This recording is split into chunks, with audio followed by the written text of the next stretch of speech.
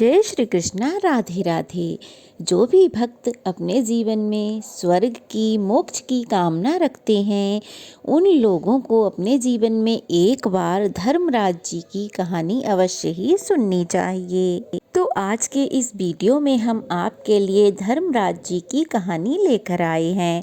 आज से पूरे 1 वर्ष तक नियमित रूप से आपको यह कहानी अवश्य ही सुननी चाहिए। तो चलिए शुरू करते हैं। कहते हैं कि इस कहानी को सुनने से बैकुंठ धाम की प्राप्ति होती है और धर्मराज जी की कहानी पढ़ने या सुनने के कुछ नियम होते हैं। तो आज की वीडियो में हम यही जानेंगे। सबसे पहले सुनेंगे धर्मराज जी की कथा और उसके बाद हम सुनेंगे मतलब कि जानेंगे इसके नियम क्या क्या होते हैं, किस तरह से हमें धर्मराज जी की कथा सुननी चाहिए। तो चलिए वीडियो को बिना देरी किए शुरू करते हैं। तो प्लीज़ आप वीडियो को लाइक ज़रूर कर दीजिए और कमेंट बॉक्स में धर्मराज जी की जय लिखना ना भूलिएगा। और अगर चैनल पर नए हैं तो प्लीज़ चैनल को सब्सक्राइब भी कीजिएगा। चलिए कथा शुरू करते हैं। पौराणिक कथा के अनुसार एक गांव में एक बुढ़िया रहती थी। वह खूब व्रत पूजन किया करती थी। जब उसकी उम्र पूरी हो गई तो उसे एक दिन यमदूत लेने आए और वह उनके साथ साथ चल दी। रास्ते में चलते चलते एक गहरी नदी आई तो यमदूत ने उससे पूछा कि माई, तुमने गोदान किया है क्या या नहीं किया? बुढ़िया ने तुरंत पूरी श्रद्धा से गाय का ध्यान किया तो गाय उसके समक्ष आ गई और फिर बुढ़िया ने उस गाय की पूंछ पकड़कर आसानी से नदी पार कर ली। कुछ देर बाद उसके रास्ते में काले कुत्ते आ गए। तब यमदूतों ने फिर से बुढ़िया से कहा कि क्या कुत्तों को खाना दिया है बुढ़िया माई? अब बुढ़िया तो नियम धर्म वाली थी, गाय को रोटी भी खिलाती थी, गाय का दान भी किया था और कुत्तों को भी रोटी खिलाती थी। तो उसने कुत्तों का ध्यान किया, तुरंत ही कुत्ते उसके रास्ते से चले गए। अब क्या था, यमदूतों के साथ बुढ़िया फिर आगे बढ़ने लगी। जब उसके रास्ते में थोड़ी दूर आगे चलने पर कौवे आ गए और उन्होंने उसके सिर पर चोंच मारनी शुरू कर दी। तो यमदूत बोले कि किसी ब्राह्मण की बेटी के सिर में तेल लगाया था या नहीं? फिर क्या था, बुढ़िया ने जैसे ही ब्राह्मण की बेटी का ध्यान किया तो कौवे भी वहाँ से चले गए। कुछ और आगे बढ़ने पर बुढ़िया के पैर में कांटे चुभने शुरू हो गए। तब यमदूत बोले कि खड़ाऊं का दान किया है या नहीं? बुढ़िया ने उनका ध्यान किया तो खड़ाऊं उसके पैर में आ गईं। बुढ़िया फिर आगे बढ़ी तो फिर चित्रगुप्त जी ने यमराज से कहा कि आप यहाँ किसे लेकर आए हो? तब यमराज जी बोले कि इस बुढ़िया ने दान पुण्य तो बहुत किए हैं लेकिन उन्होंने अपने जीवन में धर्मराज जी के लिए कभी कुछ नहीं किया, इसलिए आगे के द्वार इसके लिए बंद हैं।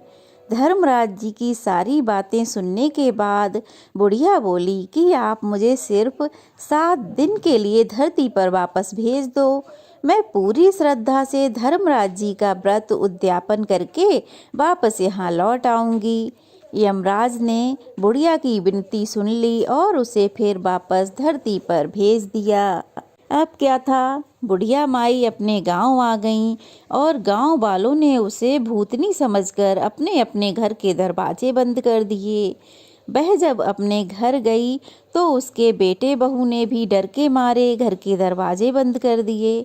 बुढ़िया ने कहा, मैं भूतनी नहीं हूँ, मैं तो धर्मराज जी की आज्ञा से सिर्फ 7 दिन के लिए धरती पर वापस आई हूँ और इन 7 दिनों में मैं धर्मराज जी का व्रत और उद्यापन करूँगी जिससे मेरे लिए परलोक के सभी रास्ते खुल जाएंगे।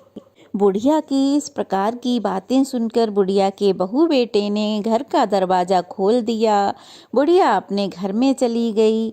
अब बुढ़िया के बहू बेटे उसके लिए पूजा की सभी सामग्री लेकर आए। सब सामग्री आ गई तो बुढ़िया पूजा पाठ करने लगी। लेकिन जब बुढ़िया कहानी कहती तब वह हुंकारा नहीं भरते। जिससे बुढ़िया बाद में अपनी पड़ोसन को कहानी सुनाती है और वह हुंकारा भरती है। इस तरह से 7 दिन धर्मराज जी की विधि विधान से व्रत पूजा और उद्यापन करने के बाद धर्मराज जी बुढ़िया को लेने के लिए विमान भेजते हैं। अब गांव में विमान आया तो विमान को देखकर स्वर्ग जाने के लिए सभी गांव वाले और उसके बेटे बहू सब तैयार हो गए। सब कहने लगे हम भी स्वर्ग जाएंगे, हम भी स्वर्ग जाएंगे। तब बुढ़िया ने कहा, तुम सब कहाँ तैयार हो रहे हो? मेरी कहानी तो सिर्फ मेरी पड़ोसन ने ही सुनी है, इसीलिए केवल वही मेरे साथ जाएगी। तभी सारे गांव वाले हाथ जोड़कर बुढ़िया से प्रार्थना करने लगे कि हे बूढ़ी माई, आप हमें भी धर्मराज जी की कहानी सुनाओ। तब बुढ़िया ने सभी गांव वालों को भी धर्मराज जी की कहानी सुना दी। धर्मराज जी की कहानी सुनकर सभी गांव वाले भी उसी विमान पर बैठकर स्वर्ग को जाते हैं। स्वर्ग पहुंचते हैं तो धर्मराज जी कहते हैं कि मैंने तो केवल बुढ़िया को लाने के लिए भेजा था, लेकिन ये सब गांव वाले कहाँ से आ गए? तब बुढ़िया कहने लगती है कि हे धर्मराज जी, मैंने अपने जीवन में जो भी पुण्य किए हैं उसमें से आधा भाग मैं अपने गांव वालों को देना चाहती हूँ। जब बुढ़िया ने अपना आधा पुण्य गांव वालों को दे दिया तो गांव वाले भी बहुत ही पुण्य वाले हो गए। इससे धर्मराज जी ने गांव वालों को भी स्वर्ग जाने की आज्ञा दे दी। हे धर्मराज जी, जैसे आपने उस बुढ़िया और उसके गांव के सभी लोगों को स्वर्ग में जगह दी, उसी तरह से हमें भी देना।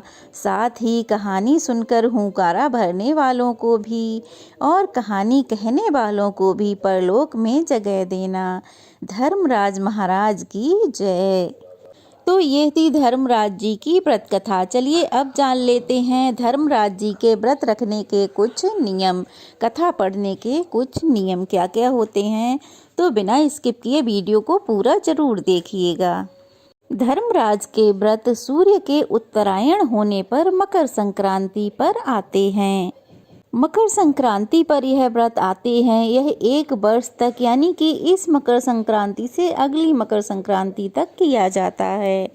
तो अगर किसी के पास समय नहीं है, 1 वर्ष तक यह व्रत आप नहीं रख सकते और व्रत में कथा सुनना बहुत ज़रूरी होता है, तो 1 वर्ष तक आप कथा नहीं सुन सकते, तो फिर आप यह व्रत 6 महीने तक कर सकते हैं, 1.25 महीने तक कर सकते हैं, 21 दिन कर सकते हैं, 13 दिन के लिए या फिर 7 दिन के लिए भी आप इस कथा को सुन सकते हैं।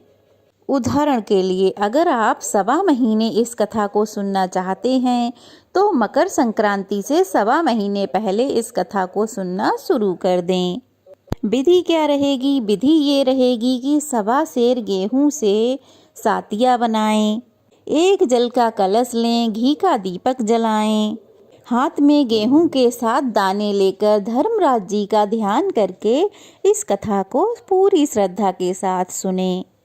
जिस दिन का बार हो उस बार की कथा भी आपको जरूर सुननी चाहिए और प्रतिदिन आपको ऐसा ही करना है। कथा सुनने के बाद ही भोजन करें। मकर संक्रांति वाले दिन सुबह जल्दी उठकर स्नान आदि से निवृत्त होकर धर्मराज जी की पूजा प्रारंभ करें।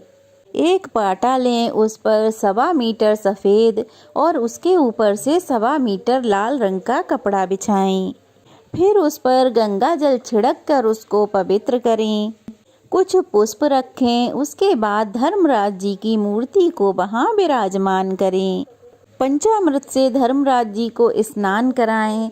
चांदी से बनाई हुई सभी वस्तुएं वहाँ पर रखें, जैसे कि चांदी का चंद्रमा, चांदी के सूरज, चांदी के धर्मराज जी, चांदी का स्वास्तिक, चांदी की सीढ़ी। उसके बाद पान, सुपारी, फल, फूल, केसर और चंदन आदि से पूजा करें। और जो चांदी की चीज़ें मैंने बताई हैं वो आपको स्क्रीन पर दिख रही होंगी। चांदी की गाय, चांदी की छड़ी, ये सारी वस्तुएं आपको छोटी छोटी सी ही सही लेकिन चांदी की ही बनवानी चाहिए। सफ़ेद तिल से भोग बनाएं और चित्रगुप्त जी के नाम के काले तिल के लड्डू भी जरूर बनाएं। धर्मराज जी को वस्त्र चढ़ाएं, पाटे पर नवग्रह बनाएं, धूप दीप से पूजा करें, घी का दीपक जलाएं और सभी की विधि विधान से पूजा करें। पूजा करने के बाद किसी ब्राह्मण को भोजन कराएं और सभी बड़ों का आशीर्वाद प्राप्त करें। उसके बाद आप स्वयं भोजन ग्रहण करें।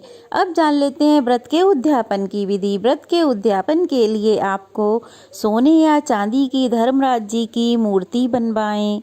धर्मराज जी की छड़ी, धर्मराज जी की पौल, छतरी, सूर्य, चंद्रमा, स्वास्तिक, जो कि मैं आपको पहले भी वीडियो में बता चुकी हूँ, ये सारी चीज़ें आपको चांदी की बनवानी हैं।